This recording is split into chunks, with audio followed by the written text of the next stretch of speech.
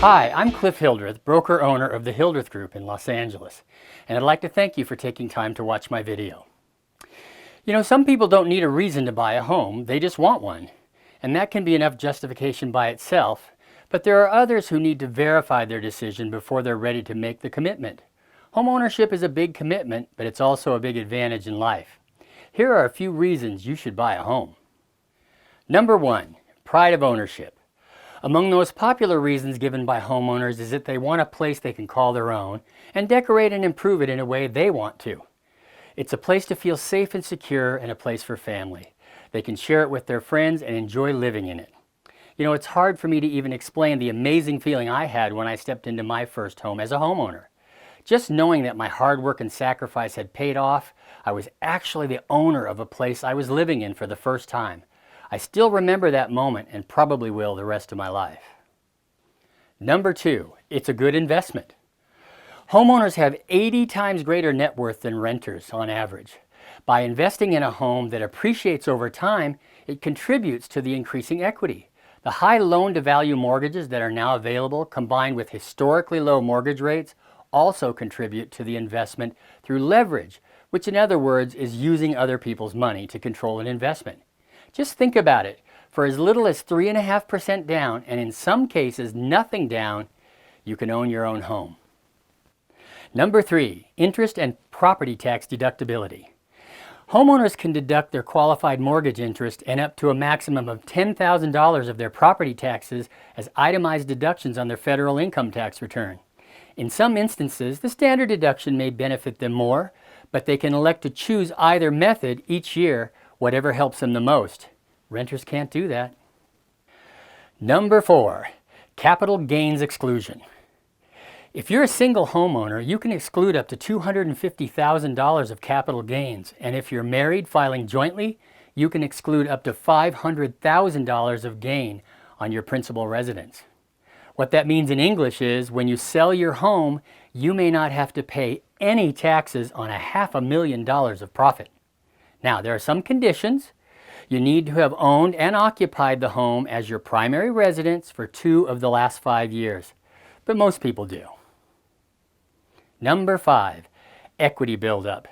The difference in the value of a home and the unpaid mortgage balance is called equity, and it increases with each payment you make.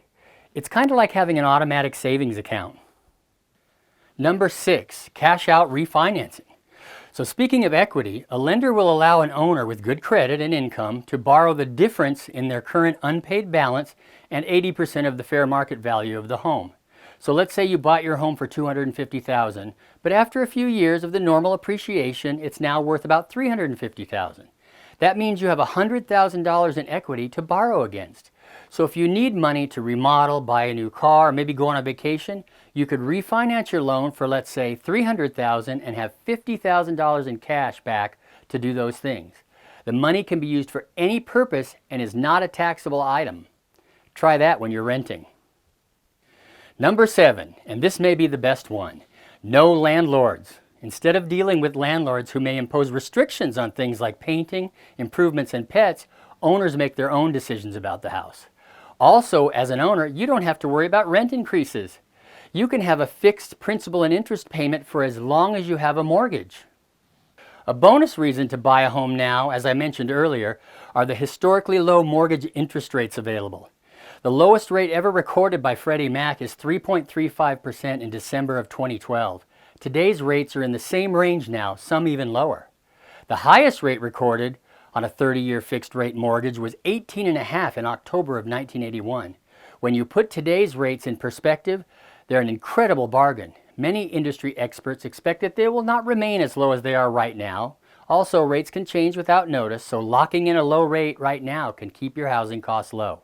For example, a $275,000 mortgage at 3.75% for 30 years has a principal and interest payment around $1,273. If that rate goes up by 1%, the payment goes to $1,434 or $160 a month more. Check the rent versus own on Google to see how the numbers look in your situation. In many areas of the country right now, you can own the same type of home you're renting right now and actually have a lower monthly payment. So I hope these tips helped, and of course, as always, please don't hesitate to call, text, or email me at the information below if you have any questions about this or any other real estate or financing related subject. Even if you're not ready to buy or sell right now, I'm always happy to help in any way that I can.